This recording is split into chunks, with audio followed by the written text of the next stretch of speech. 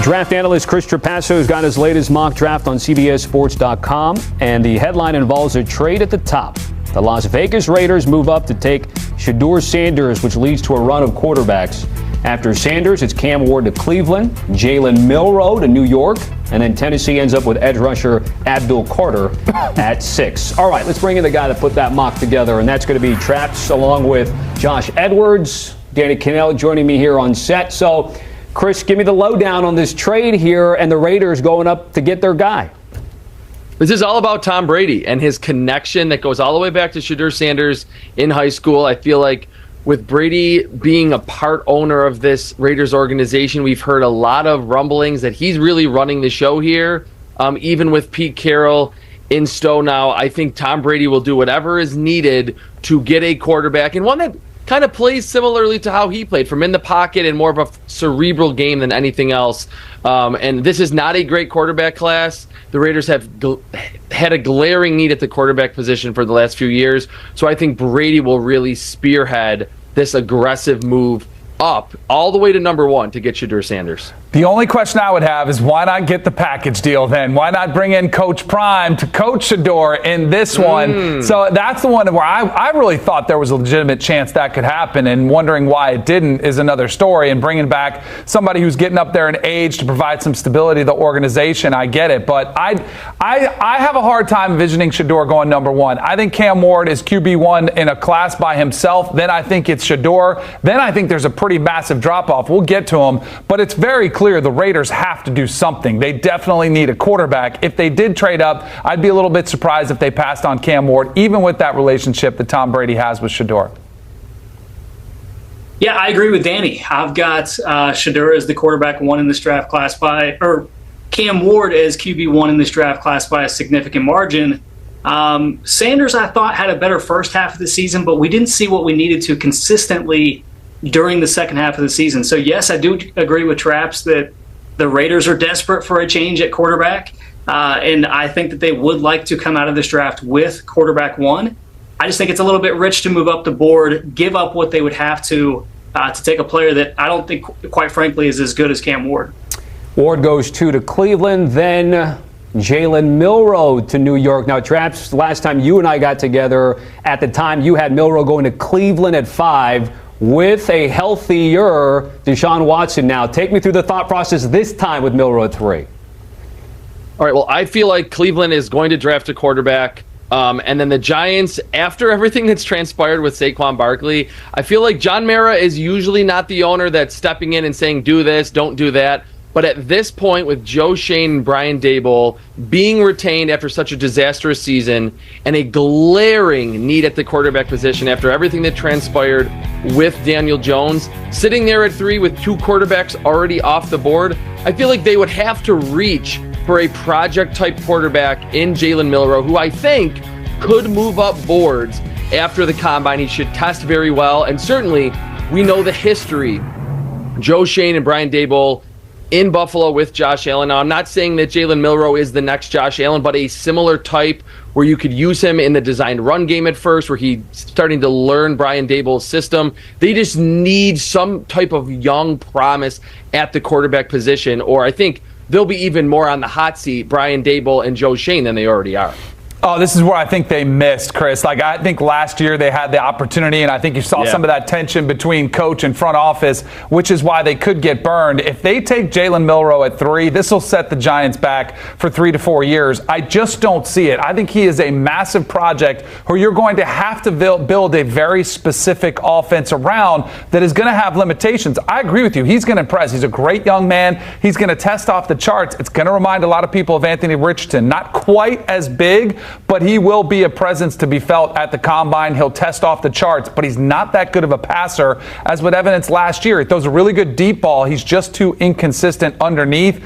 If the Giants do this, I think it's a huge mistake, but some team is probably going to reach on Jalen Milroe.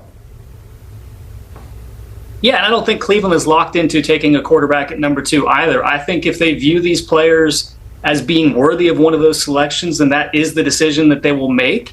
But I could also see them taking the best player available, whether that's going to be Travis Hunter Jr., the two-way player from Colorado, Mason Graham, the defensive tackle from Michigan, Abdul Carter, the pass rusher from Penn State. I don't think that they are locked into the quarterback position, but when you get to number 3, Jalen Milroe, I kind of liken it to what the Eagles did with Jalen Hurts. They took him in the second round.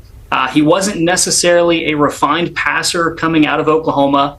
They gave him some time to kind of get his feet wet, and they put him in a position where he was in an offense that allowed him to find success early in his career, and then he developed over the course of those years because of the leadership that he had displayed. So Milroe at number 3 overall, I think, is a little bit of a reach, but if he turns out the way that Hurts has for Philadelphia, no one's going to complain about where he was ultimately drafted. I think the consensus is Milroe's the biggest project, right? He's the biggest unknown in this whole class, for sure. and he's an enigma. But I think, like, Jalen Hurts went to Oklahoma, got another year. I wish Jalen Milroe would have done the same, because I think he really could have benefited from their college football. But, like we were talking about, somebody's going to take him. I was like, just off the top of my head, Anthony Richardson, too, another project, and the Colts took him with a really high pick there in the top 5, top 10. All right. Traps, let's get to number 4. You have the Patriots taking Travis Hunter. I'm interested because a lot of analysts have penciled in offensive line help at that slot. But right now, as of today, you've got the two-way star going there. Yeah, this certainly could be Will Campbell, the offensive tackle from LSU, who's kind of probably going to be the consensus OT1 in this draft class. But I think with Drake May and showing all of that promise in year 1, you want to get a true number 1 receiver, and I think Travis Hunter really blossomed into that type this season. He can get open. He's good after the catch. We saw him track the football as well as any receiver in college football this past season down the field. He can also play corner. I mean, if they want to utilize him in a two-way role, I think he showed that he has the conditioning to do that across the course of a season, maybe not NFL length. But this would just be a fun playmaker for an offense that got stagnant at times and just needed a true dynamic playmaker for year 2 of the Drake May era. I think this would be a home run selection for the Patriots. And Josh, let me go to you in terms of Traps going Ashton Genty to the Bears at 10. I want to ask you because I wonder if you have the same sort of slot comp that we've seen in a Bijan Robinson and Jahmyr Gibbs, so an 8 to 12, and under this latest mock coming in at 10. Yeah, I think Genty is that caliber of a prospect. I think he's a little bit better of a runner than Gibbs, but not quite as dynamic. So when you look at Ben Johnson now being in Chicago, it makes sense that he would want his Jahmyr Gibbs type dynamic weapon for that offense.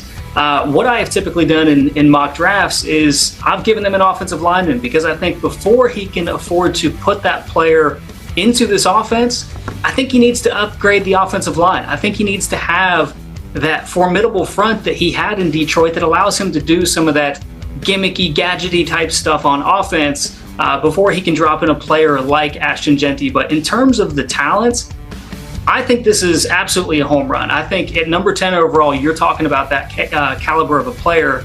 He's worthy of that selection.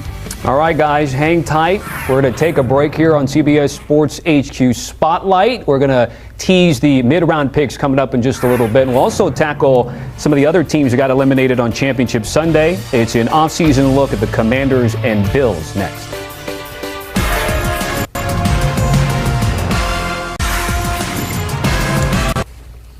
Welcome back to the show. Here are picks 11 through 20.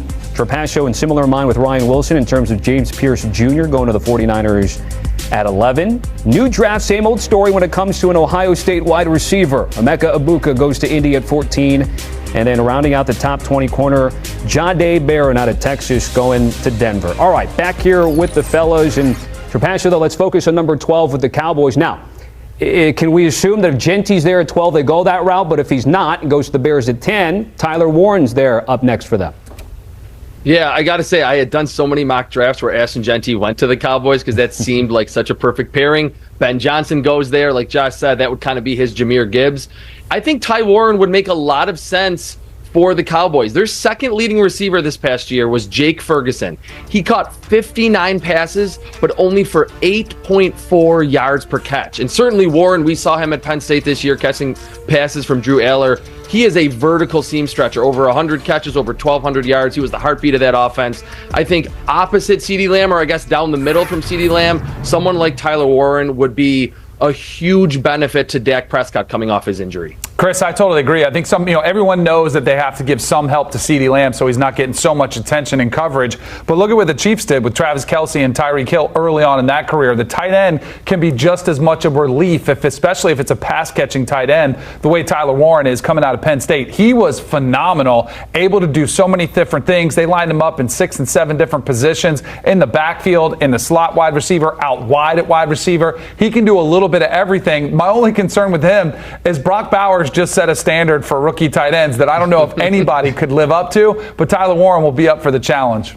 All right, let's pivot to the latter third of the first round. And there's a string of offensive tackles or linemen that go here. And Trapasso, I want to really focus on Kelvin Banks because in your latest mock, he goes at 25 to Texas. We have other draft analysts, and I'm curious to get Josh's evaluation of Banks. But like Ryan loves him in the top 5 or top 10. So give me sort of the scouting report for Banks Jr. Yeah, he was really good in pass protection this season at Texas. I thought down the stretch and as they played better competition in the college football playoff, not quite as strong as a pass blocking specialist, but I think the Houston Texans, we know, CJ Stroud's sack rate increased to almost 9% this year. You usually see those sack rates come down for the high caliber quarterbacks after their rookie season. And I thought outside of the injuries for Houston, the biggest problem this season, why they didn't advance further into the playoffs than they did a season ago, was the offensive line. Like CJ Stroud getting sacked so many times, 8 times in that divisional round loss to the Chiefs. I think Kelvin Banks, there's usually always a premier talent that slips a little bit in the draft. He would be that one for me. I think he's probably more of a mid-first round pick, but in this mock he slides, and I think Houston would make him their pick right away. Yeah, full transparency. I have had Banks going in a similar range in previous mock drafts. I would say it's not probable. I think he's probably gone at this point in the first round, but I don't think it's impossible. He's not the type of offensive tackle prospect like we've seen from Joe Alt, like we've seen from Jedrick Wills and Andrew Thomas and Tristan Wirfs, that whole offensive tackle class. But he is a very good player who has battled through injuries throughout his course, through the course of his career with Texas. If Houston can get him at this stage in the first round, I think that represents great value. But I do think there is a possibility, even though it might be slim, that he is available at this stage in the first round. All right, let's get to the 2 teams that just got eliminated on Championship Sunday. Traps, what's the Washington outlook? What are some of the team needs going into the offseason? It's got to be defense. They were the team that came in with the weakest defense on paper, allowed 55 points in that NFC Championship game. Bobby Wagner was such a great addition for Dan Quinn to kind of be this plug-in leader of that defense this past season for Washington. But given his age, I have them go with Carson Schlesinger from UCLA, the linebacker. He reminds me a lot of Kiko Alonso, who can just play all 3 downs, fluid athletically, great tackler, has upside in coverage. They kind of need the new age Bobby Wagner as they enter year 2 of the Dan Quinn era. Edge rusher, defensive tackle, it's a great class there. So something up front in that front 7 for Washington's defense, I think would make a lot of sense in the late stages of the first round. Totally agree. Bobby Wagner getting a little bit long in the tooth. We have the luxury now of seeing what Jaden Daniels can do, elevating an entire offense that looked pretty incredible. So now you got to focus on the defense. And I think what you need to see more than what they just saw yesterday getting run through by Saquon Barkley and the Philadelphia Eagles, you need to do something on that defensive side of the ball. Maybe a little bit surprised at the position at linebacker. Maybe they go for an edge or somebody who can impact the passer a little bit more, but definitely think they're going to go with the defensive help. Washington arrived to the party maybe a year or two too early, I think, in terms of public perception. And the reality is that it was only Dan Quinn's first year. So the work that he did, the work that general manager Adam Peters did this past season, putting together that roster, yeah, it allowed them to get to the NFC Championship game. But at the same time, this team has a lot of older players. You're going to have to replace them. You look at Frankie Louvu, you look at Bobby Wagner there in the middle. Yeah, that's going to be a point of emphasis for this Washington team this offseason. But I think you're going to see them make some wholesale changes in general, moving on from some of those veterans that they acquired last offseason, get some more consistent play from the running back position as well. But I think Schlesinger is somebody that is going to rise as we get closer to April's draft. And let's end with Buffalo. Josh, I'll throw it right back at you to get the early returns on what the Bills need. Now, I would assume defense, maybe some depth in that position, but you tell me. No question. Defensive tackle, I think, is an area that they would look to address, even though they took Dwayne Carter last year. If they can keep the linebacker room healthy, that would be ideal. Safety would be an opportune position for them to look. The offensive line has played pretty well this year. Josh Allen, of course, the way that he plays is able to hide some of those blemishes. You could possibly look for wide receiver help if you don't feel like Amari Cooper is going to be a long-term contributor for your organization. But I do agree. I think defense is ultimately this franchise is going to take in the first round. I also think Shamar Stewart at this part in the draft, too, is pretty good value from that standpoint. So I think he could come in and be an impact player right away. But I agree with you guys. They took Keon Coleman last year at receiver. Maybe they look for the defense early. There's some pretty good receivers you can get in the second round if you did want to add to that position. So I like this spot here to attack the defensive line. Yeah, Shamar Stewart would be very similar to what the Bills did after their 2020 AFC Championship loss to the Chiefs. They went with Greg Rousseau, who was this tall, long, project-y type defensive end who's blossomed into a really good player in Buffalo. Maybe didn't play his best game last night, but Shamar Stewart, former number 3 overall defensive line recruit in the country, didn't quite live up to the hype at Texas A&M, but you see the flashes at like 6'6" and 290 pounds, can play inside, can play outside. I think he's going to test through the roof at the combine and could slip this far because the production didn't quite match his traits in college. This would be a good get and a player of need for this Bills defense heading into 2025. That's another Mock Draft Monday. Our thanks to DK, Traps, and Josh for breaking it all down here on the show. I mentioned Ryan Wilson a couple times here today. His podcast with Rick Spielman with the first pick. Scan the QR code. RW just coming off the Shrine Bowl week, and now the Senior Bowl is on his next itinerary list. All right, Jimmy Butler returns from another suspension with the trade deadline looming. The latest from the Beyond the Arc crew after the break.